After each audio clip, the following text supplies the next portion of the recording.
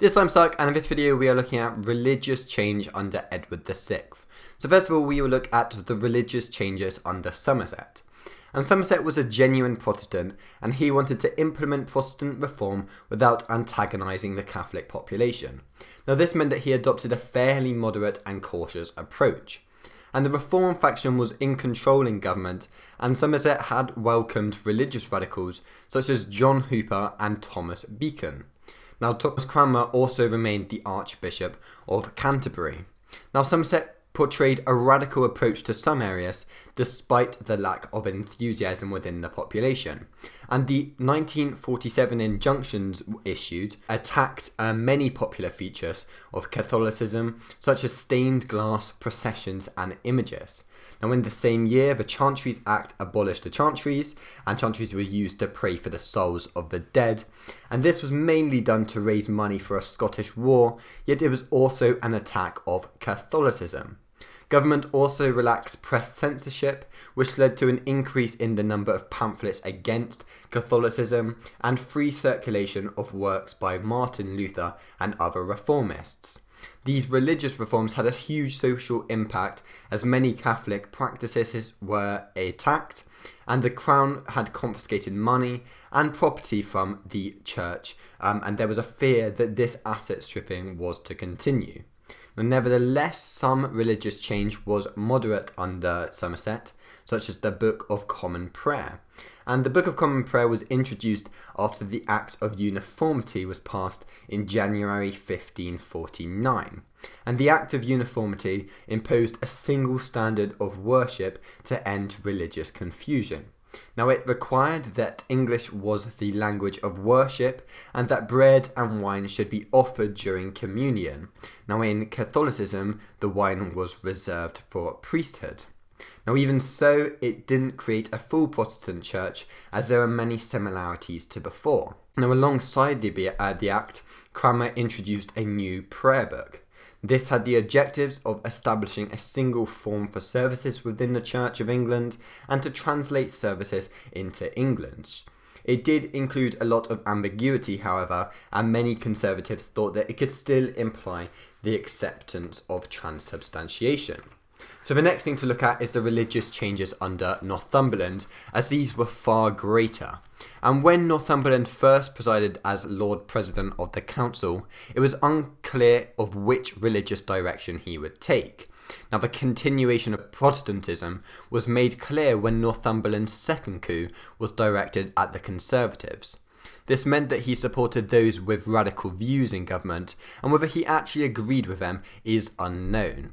Northumberland was also ready to move in a more radical direction than Somerset because of a few reasons, such as Cranmer becoming more radical and starting to move in a more radical direction.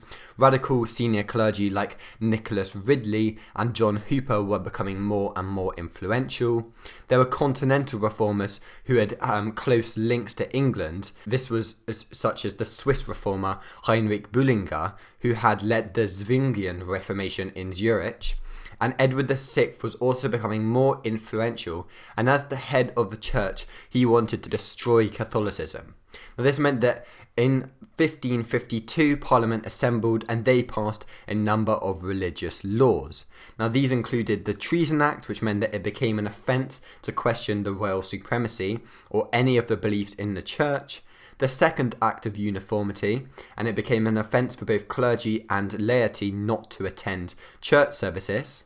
The 1552 Book of Common Prayer, which removed all traces of Catholicism and the Mass, and the significance of the Eucharist was reduced, and it was transformed into a commemorative ceremony.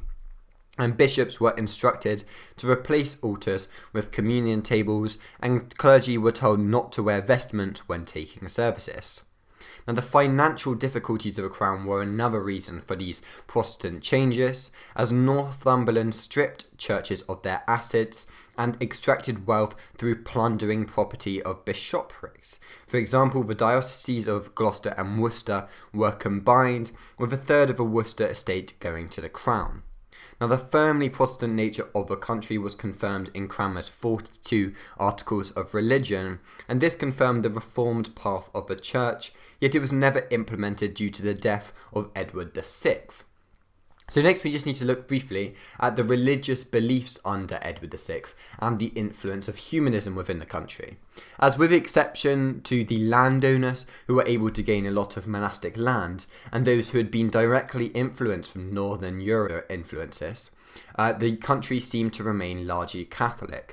Now this meant that many people accepted religious reform rather than encouraged it, as people were particularly dissatisfied with the reduction in holy days to 25 and the disappearance of ceremonies. Now Edward VI's reign was associated with the further rise of humanism, however, and whilst there were Catholic humanists like Bishop Gardiner, many of the younger humanists became linked with the emerging Protestant doctrines. And humanists were keen to spread their knowledge, and Edward VI himself was educated by Richard Cox, who was a Protestant humanist, and Sir John Sheck.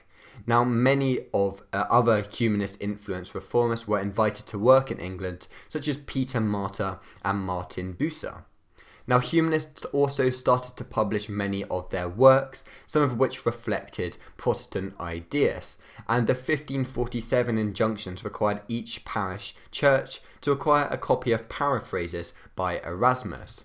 And the rising humanist influence was associated with the educated elite rather than the general population, whose acceptance of Protestantism can be questioned.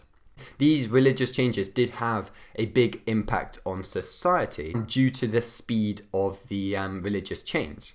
However, there were only 2 major rebellions, and some people do argue that the disruption was minimal, as most of the disruption was at parish level. Now, this was because as many people started to worry that their money would be confiscated by the crown, the population stopped leaving their money to the church in their wills. For example, in Lincolnshire, only 10% of people left money to the church in their wills in 1552, and this had declined from 66% in 1545. Now, churches also started to sell many of their treasures before their assets were stripped from the crown, and measures such as these led to a decrease in the number of priests and declines in church attendance. So thank you for watching. That is the religious changes under Edward VI. Obviously, religion was turbulent throughout the Tudor times, and when we look into Mary, we'll look at a complete reversal of this. But thanks for watching, and see you soon. Bye.